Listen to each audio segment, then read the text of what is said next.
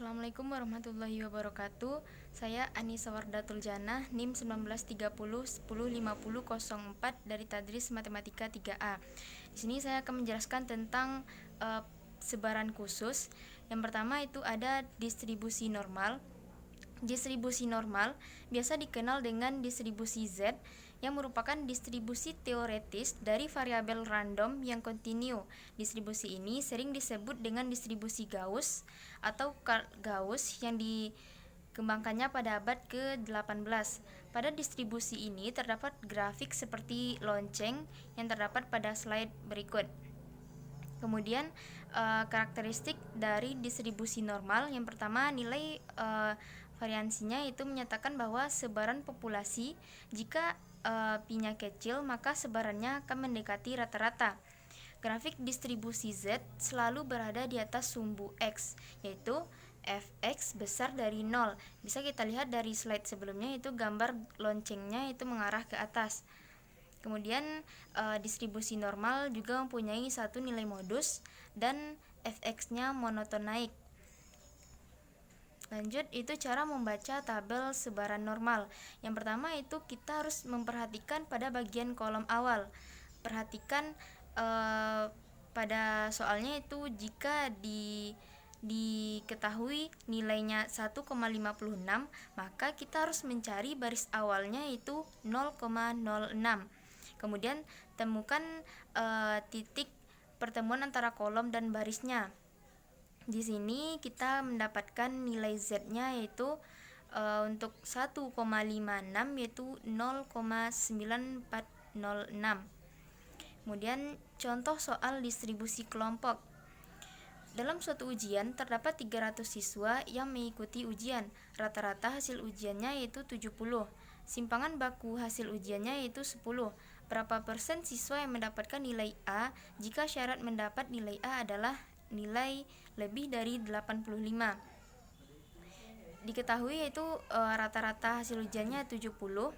Kemudian hasil simpangan baku ujiannya 10 dan nilai X yang akan dicapainya itu ada 85.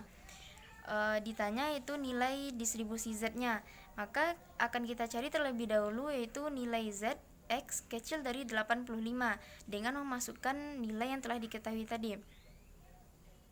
Kemudian setelah didapatkan nilai Z untuk 1,50 yaitu 0,9332, maka langsung dimasukkan ke rumus distribusi Z atau distribusi normal. Selanjutnya itu ada sebaran T. Sebaran T atau biasa dikenal dengan student T-distribution merupakan distribusi sampling yang mampu melakukan berbagai pengujian statistik dalam kondisi sampel yang kecil di bawah 30 unit. Rumusnya itu ada FT yang ada di slide. Keterangannya K ini merupakan bilangan tetap yang tergantung pada N. Jadi nilai dari sebaran distribusi T tergantung kepada N pada soal yang diketahui. Kemudian karakteristik dari distribusi T. Yang pertama, distribusi T ini berbentuk seperti lonceng dan simetris, yang mana memiliki kemiripan dengan distribusi normal atau distribusi Z. Dan distribusi T ini digunakan dalam statistik untuk memperkirakan signifikasi. Dan distribusi T memiliki derajat kebebasan. Jika nilainya kecil, maka ekornya akan lebih berat. Dan jika nilainya tinggi, maka sama dengan distribusi normal, yaitu standar dengan rata-rata 0 dan standar deviansinya sama dengan 1. Kemudian karakteristik distribusi T yang keempat yaitu semakin besar jumlah sampel, bentuk distribusinya akan semakin mendekati bentuk distribusi normal seperti gambar lonceng berikut ini. Yang terakhir itu derajat kebebasannya ditentukan oleh jumlah sampel. Derajat kebebasannya itu sama dengan N dikurang 1. Kemudian formula penggunaan distribusi T yaitu dibagi menjadi 2. Yang pertama, jika standar deviasi populasinya diketahui, N menggunakan rumus yang ini, dan jika standar deviasinya tidak diketahui maka menggunakan konsep deviasi dari populasi dan standar deviasi dari sampel.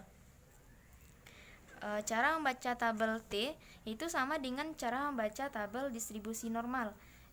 Tabel T ini digunakan untuk menentukan sebuah hipotesis dengan cara membandingkan antara statistik hitung dengan statistik uji. Yang pertama, amati masing-masing kolom pada tabel, kemudian tentukan perpotongan atau titik temu antara kolom dan baris yang diketahui. Nilai yang lebih besarnya itu akan menunjukkan probabilitas dua arah. Kemudian pada contoh soalnya, terdapat sebuah persamaan regresi yang memperlihatkan pengaruh pendidikan atau X1 dan umur X2 terhadap suatu pendapatan yaitu Y. Di dalam hal ini digunakan 12 responden pengujian hipotesis dengan alfa yaitu 5% dengan derajat bebas pengujiannya yaitu N dikurang K yaitu 12 kurang 3 sama dengan 9. Kemudian pembahasannya yaitu hipotesis 1, pendidikan berpengaruh positif terhadap pendapatan dengan alfa sama dengan 5%. H1 ini yaitu termasuk kepada uji satu arah. Itu kita dapat melihatnya itu dengan memperhatikan kolom keempat dan derajat bebasnya pada kolom ke-9. Maka akan didapat nilainya yaitu 1,8333. Kemudian hipotesis 2, umur berpengaruh terhadap pendapatan dengan alfa yang sama 5%. H2 ini termasuk kepada uji hipotesis dua arah sama dengan langkah hipotesis 1. Kemudian sebaran F atau dikenal dengan distribusi Fischer atau Skinny-Core merupakan distribusi probability continue yang digunakan dalam uji statistik seperti analisis variansi dan analisis regresi. Kurva distribusi ini tergantung kepada derajat bebas pembilang atau F1 dan derajat bebas penyebut atau F2. Kemudian notasi pada distribusi ini yaitu F alpha V1, V2, di mana derajat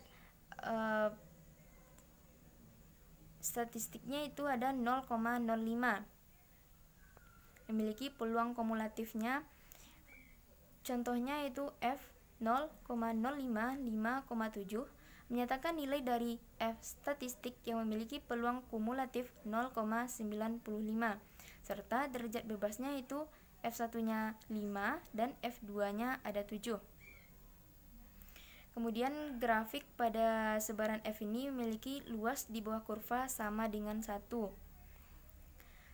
Karakteristik dari distribusi F. Yang pertama, distribusinya tidak simetris dan tidak terdapat nilai negatif. Yang kedua, tabel uji F-nya hanya untuk menguji ekor kanan yang terdapat pada gambar lonceng slide. Yang ketiga, menggunakan tabel dengan tingkat signifikannya 0,05. Cara membaca tabel distribusi F sama dengan distribusi T atau distribusi Z. Yang pertama, untuk yang F ini kita tentukan tabel yang F1 dan F2. Kemudian temukan titik potong antara angka pada F1 dengan F2. Kemudian contoh soalnya, tentukan nilai dari F0 0,5 12,20. Kemudian diketahui P-nya bernilai 0,05 yaitu signifikannya. Kemudian ditanya berapa nilai F-nya. Penyelesaiannya F 0,05 12,20 yaitu 2,28. Bisa kita lihat dari tabel distribusi F sebelumnya. Setelah itu dilakukan pengurangan pada nilai signifikannya 1 dikurang 0,05 yaitu 0,95. Perlu diketahui di sini bahwa F 12,20 akan memiliki nilai yang berbeda dengan F 20,12. Kemudian pada soal ini kita lanjutkan F 0,95 20,12 sama dengan 2,54. Sekian penjelasan dari saya, semoga teman-teman dapat memahaminya. Mohon maaf apabila ada kesalahan dalam penyampaian. Saya akhiri dengan Assalamualaikum warahmatullahi wabarakatuh.